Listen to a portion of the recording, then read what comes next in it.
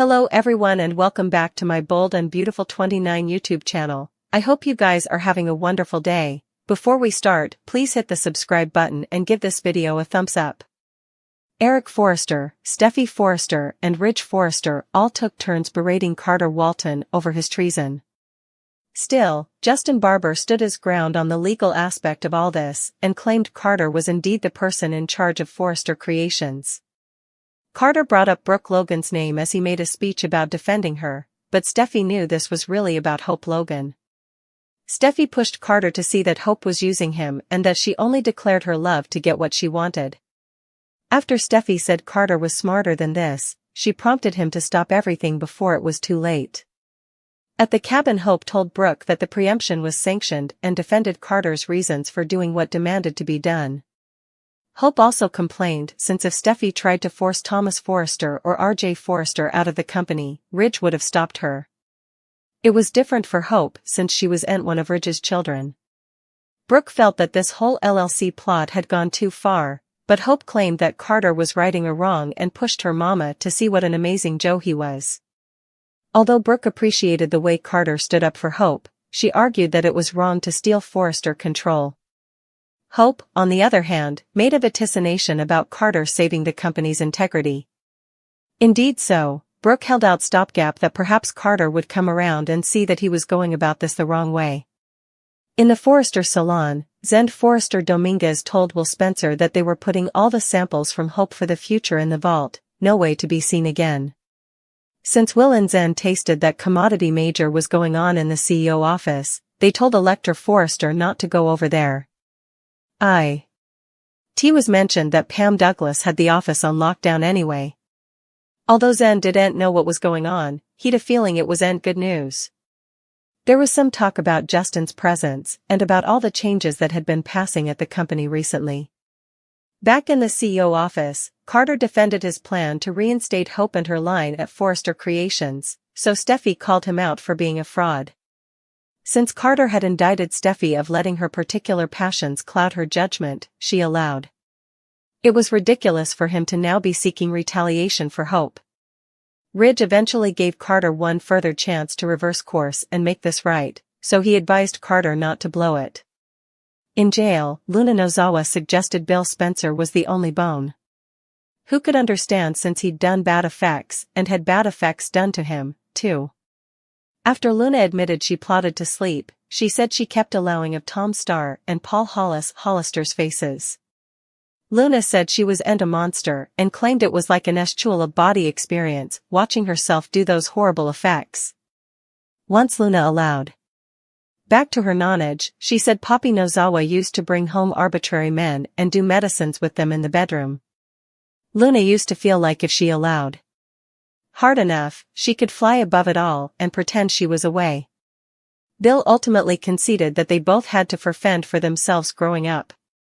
Luna tearfully hoped for remission since she felt that they were more such-like than Bill realized. Luna's plot will come with some twists and turns, so stay tuned for updates on what Bill does next. Carter Walton will reject Ridge Forrester's last chance offer to make this right and undo this whole preemption. It's clear that Carter has made up his mind when it comes to stealing the throne and leading Forrester Creations down the path he wants. Once Ridge is done disburning his wrathfulness on Carter, he'll turn his attention to Hope Logan next.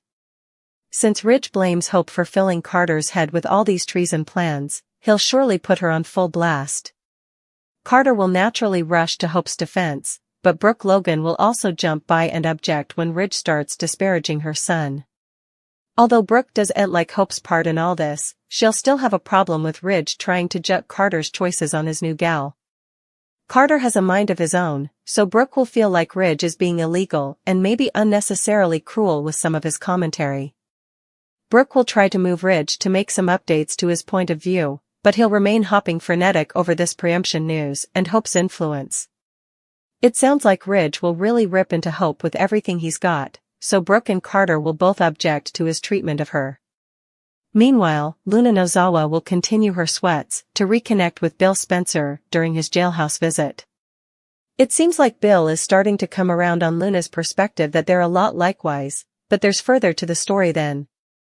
Bill can be a master manipulator like Luna when he wants to be, so there's some verity to the idea that they indeed have a great deal in common. Bill will manipulate Luna, so he may make her believe that he's on her side now. Luna might hope this means Bill will help with her appeal and try to get her out of captivity, but she may be in for a rude awakening. Bill may work to keep Luna locked up rather, so we'll bring you more prognostications on any tricks he's got up his sleeve. Remy Price's plan is formally hitting some hurdles, and it's about to hit many further. When Remy set out, Electra Forrester had moved to Los Angeles. He decided to move there too and put himself in the position to win her heart. Of course, Remy didn't count on Will Spencer being in the way when he got there. After watching Electra holding Will's hand and locking lips with him at Il Giardino, Remy's wrathfulness position is formally rising.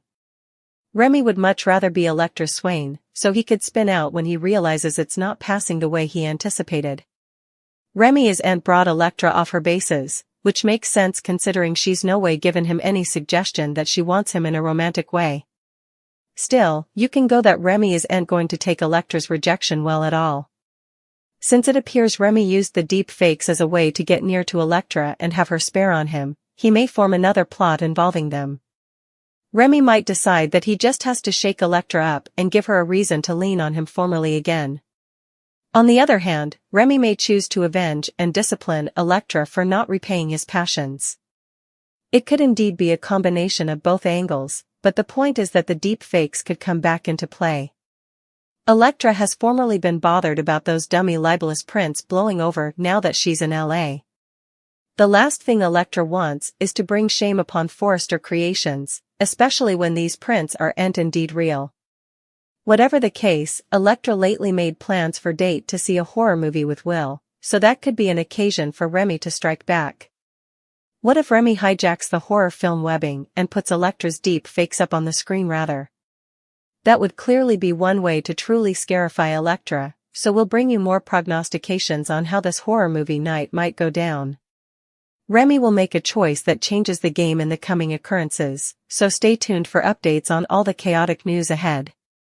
Carter Walton will continue to stand his ground against Ridge Forrester when it comes to his plan to take charge of Forrester Creations. Hope Logan clearly supports Carter's sweats, but Brooke Logan just doesn't suppose what Carter's doing is right.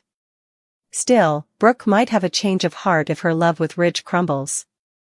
The pressure is formally washing up since Ridge has been condemning Hope for pushing Carter down the wrong path. Brooke doesn't like hearing Ridge badmouth her son, so it's easy to see how this Hope-related conflict could balloon into bigger trouble. Still, there's a good chance she's going to switch sides in this whole feud with Carter, if Ridge and Brooke eventually break up. Brooke may join Carter and Hope's platoon in the end, which could lead to her gaining some real power. Carter blustered about Ridge giving Brooke some phony superintendent position and argued that she should be CEO, not Steffi Forrester. Carter also praised Brooke for making opinions grounded on substantiation back when she was in charge, unlike the petty bones. He feels Steffi's been making grounded on her feelings. Was all that talk about Brooke being CEO a hint about what's to come? Carter is presently planning on taking the throne himself, but he might decide to partake it with Brooke down the road. Throughout the Brooke's bedroom reanimation plot, B&B played up Brooke's name recognition and what a cherished figure she is. Brooke has tons of suckers each over the world, so it'd be an image supporter to have her leading Forrester alongside Carter. That could help combat any counter-reaction might arise formerly this preemption news goes public. Still, making Brooke Hisco CEO might help, if Carter needs a way to undo some damage. Whatever the case, it's easy to see the eventuality for Brooke to join forces with Carter and Hope at some point. Still, our prognostications suggest it could pave the way for Brooke to take her own stage against the Forresters, if Ridge and Brooke are headed for a split. Carter may make some strategy updates as this story moves along, so stay tuned.